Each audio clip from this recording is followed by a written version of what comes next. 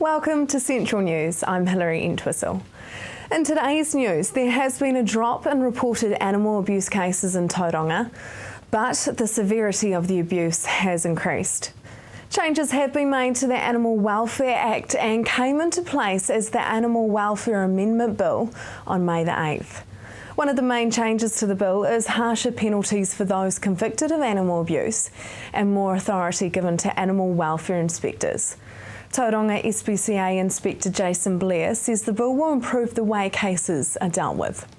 The bill in its current form introduces a wider level of compliance tools for inspectors. It introduces a move to a regulatory regime where lower to medium range offending can now be handled in a more accurate manner. Waikato Bay Plenty Magic cleared a major hurdle in the race to the playoffs with a battling 58-52 win over the Southern Steel in Rotorua on Sunday. Behind for the first half, the Magic made a decisive move in the third quarter, their attacking line finding more flow and drive, while the defensive unit of Laura Langman, Jodie Todd-Elliott, Casey Korpua and Liana De Bruyn's combined pressure conspired to bustle Steel into errors. The home team made their early running, the Magic getting extra opportunities as they turned Steel errors into goals. Shooters Irene Van Dyke and Erin Halpenny mixed up their play well to open up Kia Magic's circle as they shot out to a 4-goal lead. Certainly Tono Fitzpatrick has come on well. So, yeah, you often as a coach you ask questions, was it the right thing or not? Just shows the faith she has in her squad. Courtney Tyree on the bench. Yep. So Irene Van Dyke adds the final goal. She is MVP of the game, but I don't think she'll care about that. What she'll care about is the Magic stay alive. 58-52. They have got one back against the Southern Steel. LED headlamps aren't normally part of a kiwifruit picker's equipment, but picking gangs working for Western Orchards Packhouse in Katikati have recently been working late in order to harvest fruit in the face of changeable weather.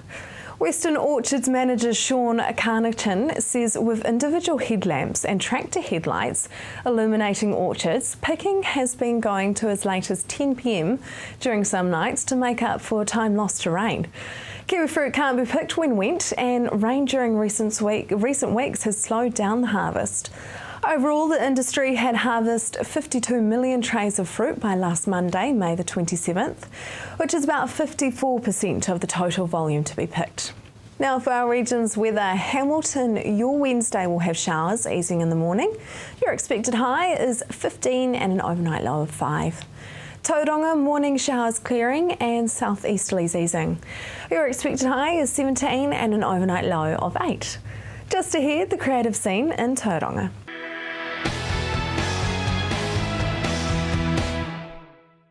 Welcome to Central News on TV Central.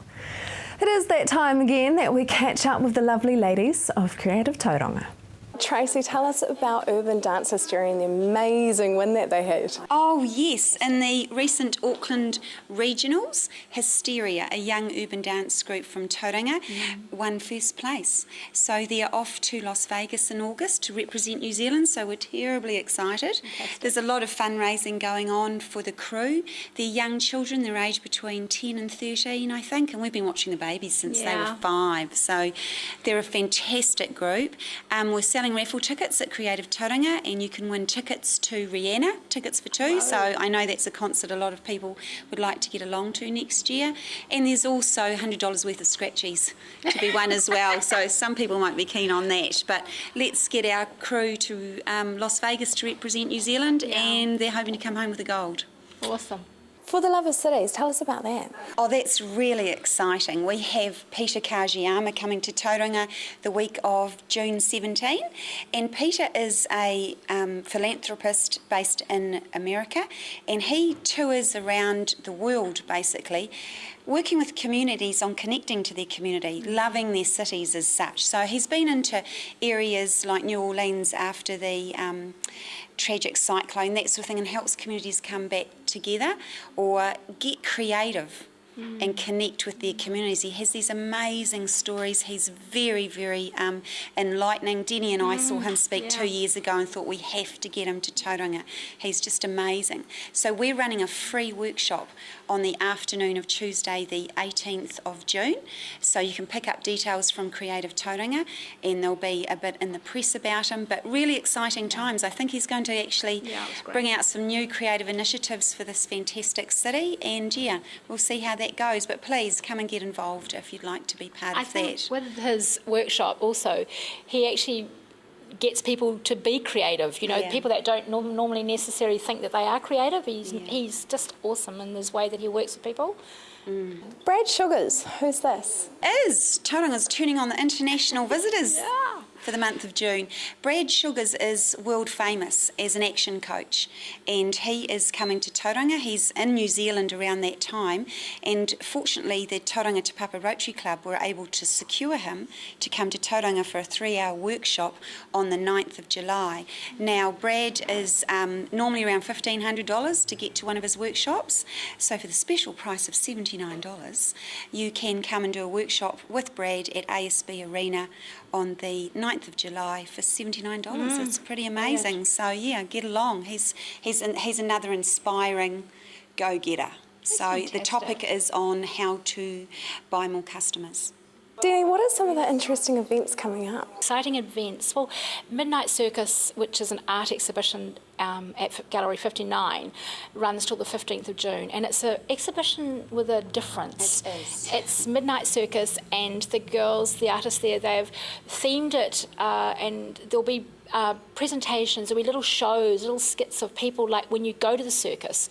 So, and then the artwork, of course, is designed around that. Very, very cool. Very edgy. Very. I'd recommend that. If you're in Tauranga, Gallery 59 and 9th Ave is the place that you need to pop into. And in here in the gallery at Creative Tauranga, we've got a fabulous impromptu exhibition, which is 36 of our Creative Tauranga friends, and all over the Western Bay of Plenty exhibiting. We've got Leslie Robb, Karen Cowell, Ken Wright, just to name a few. Fabulous exhibition, and people can come in and buy and take away. So that's like a cash and carry, really. Fabulous. And then we've got a must. I've been to see them when they were here last time in Tauranga, the Argentino Tango on the 29th of June. Oh, honestly, amazing dancing. Yeah. Amazing. Makes you want to dance. Yeah, it does. It inspires you. It's on at Bay Court Theatre, 29th of June. It's a must to see. And of course, Tarnished Frocks and Duvas is just around the corner. Auditions are going really, really well. Everyone's working really hard. Ticket sales are, skyrocketing. We were just saying the other day that if we were in our previous venue, we would have been sold out now. So 8 days and it would have been all over. Yeah. So luckily we're at ASB Arena. So we're looking at 1,000 seats per night, and quite a few of those sections have sold out already. So it's awesome. And who will we see there? Me. And me. Annie Crummer and Jackie Clark are our guest artists. Plus we've got 100 cast of local women of all ages. It's going to be spectacular. It's a beautiful thing. It is. Really is. They're all over 40. Yeah. And some of our cast are getting up into their early 70s. Yeah. So it's just a fantastic celebration of womanhood. They're all divas. They're all gorgeous. Yeah. And it's a fabulous journey of discovery is the title, is a theme actually of the show. Yeah. And when and where will that be? Well, you can get tickets right here from Creative Tauranga, as we're now our Event Finder outlet, or you can go on to Event Finder website and purchase your ticket. And when is it? 28th to the 31st of August. We do 2 shows on Saturday, a matinee at 2 p.m. and then a 7 o'clock Saturday night. To find out about any of these events, visit creativetauranga.org.nz. Coming up next, the Matamata Piako District Council has been awarded for their new internet service.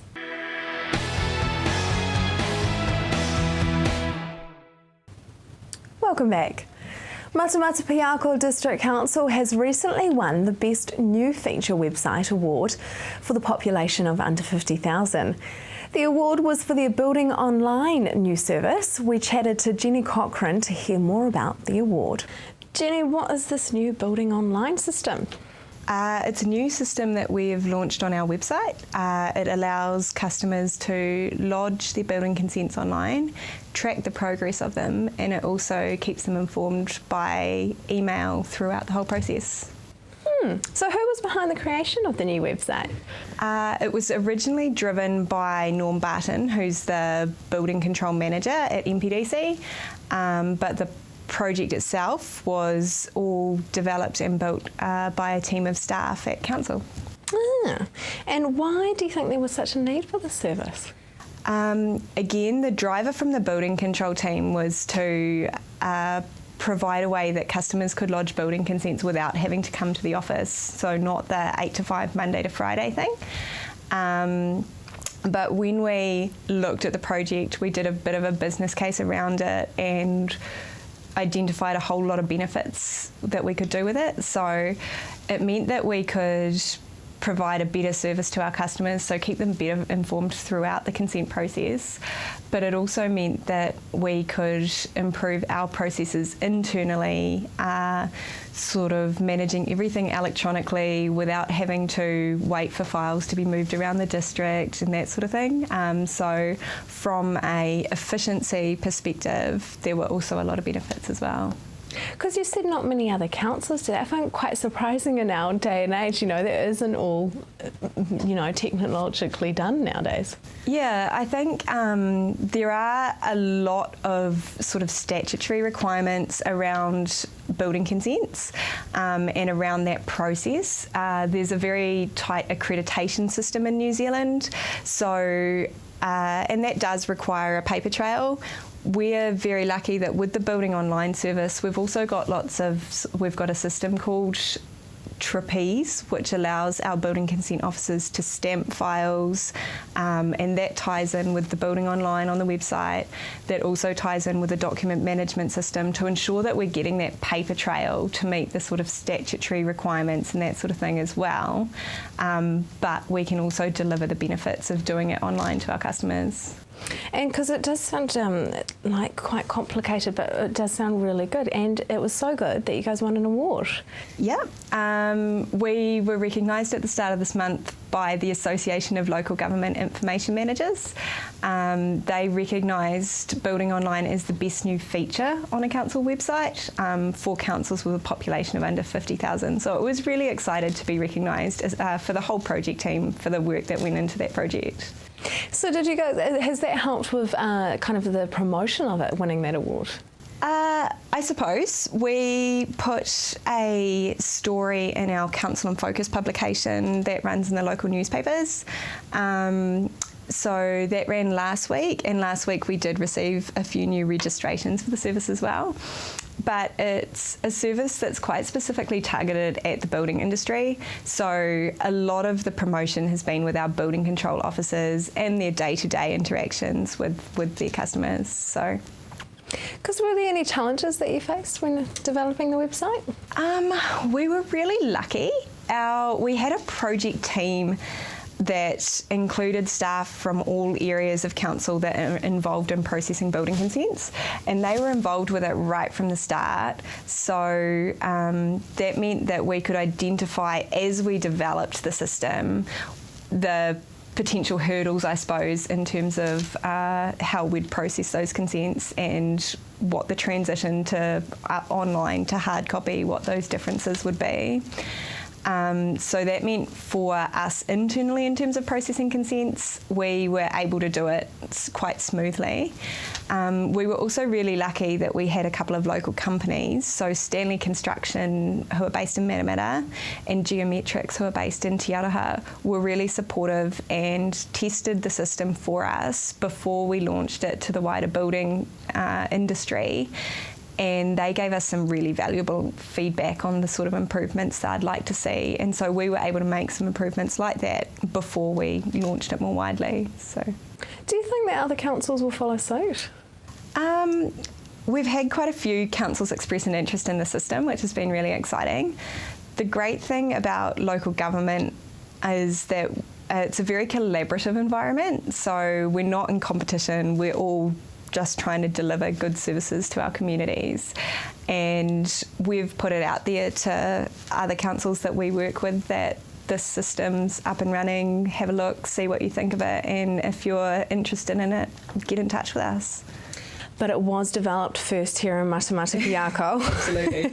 So how can people access the building online? It's through our council website. So the address for that is www.mpdc.govt.nz, and building online is under our services and then building, and there's a link there where anyone who's interested can register to use that service. And so it's up and running now? Yep, it's up and running. It's been running since November last year, and we've had some really positive feedback from some of the companies that are using it, which has been fantastic. And the website is mpdc.co.nz. Just ahead, hydropower.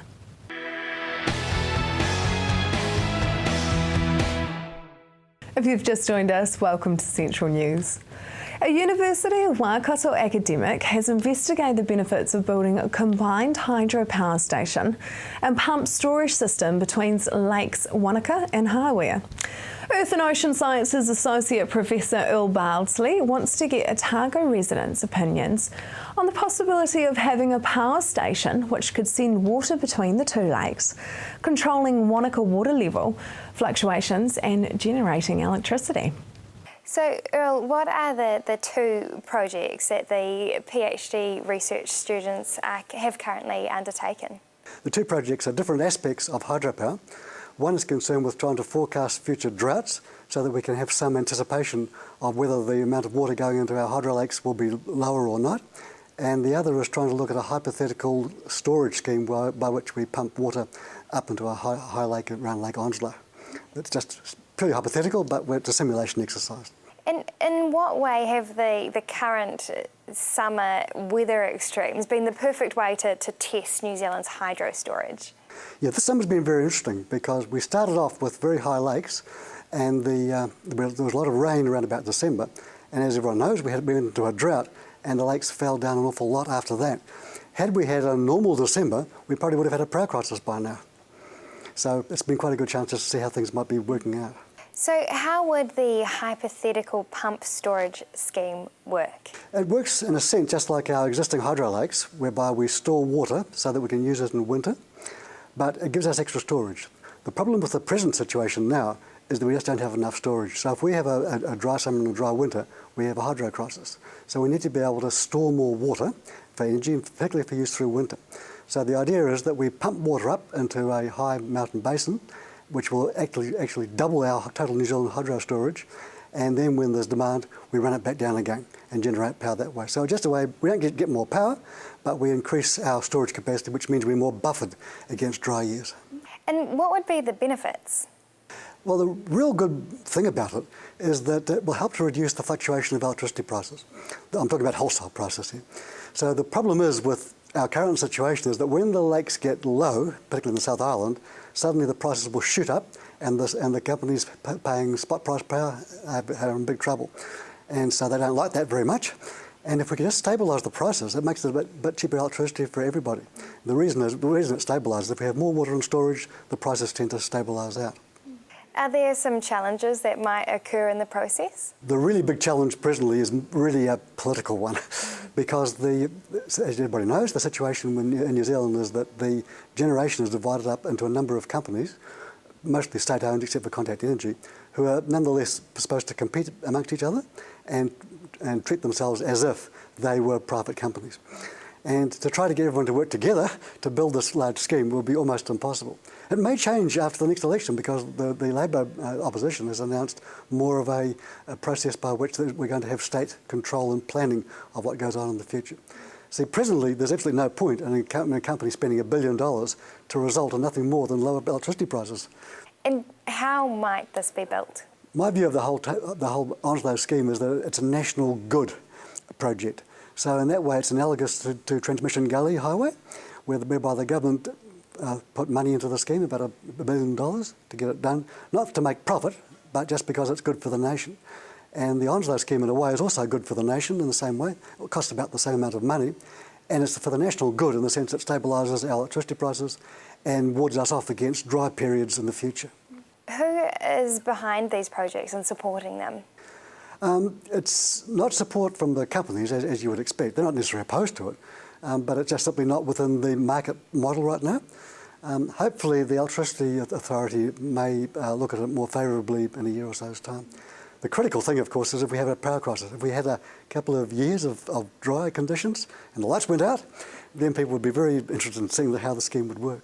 And what about the climate forecasting project? Yes, climate forecasting is a little bit different. Climate forecasting doesn't require any engineering at all. The idea being in this case is that if we could anticipate a drought in the South Island coming up some months in advance, this is not weather forecasting, this is climate forecasting, then we could take some remedial steps early on rather than just get ourselves into a drought situation where there's not much water left.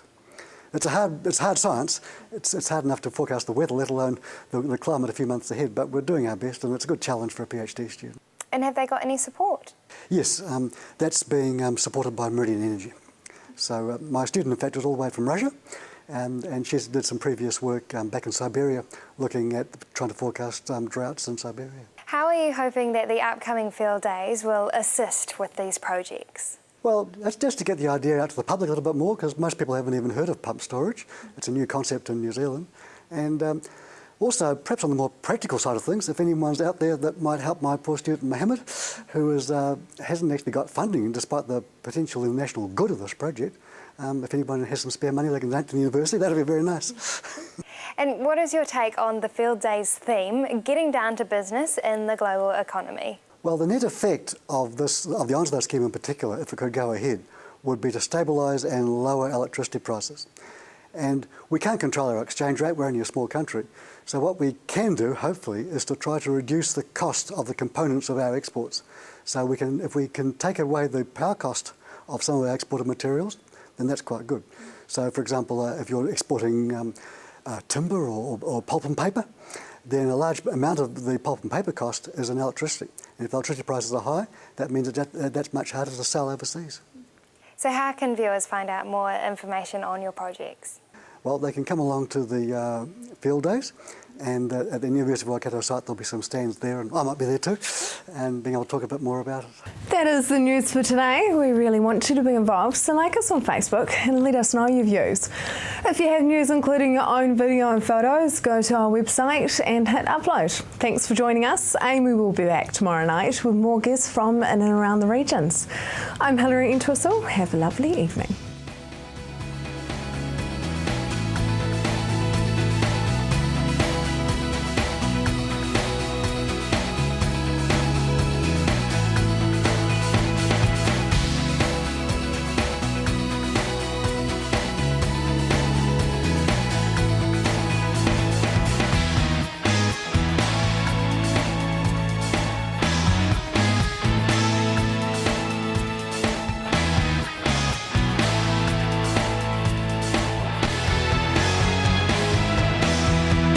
This has been an Alpha Media production, a division of Television Media Group. Supporting local content so you can see more of New Zealand on air.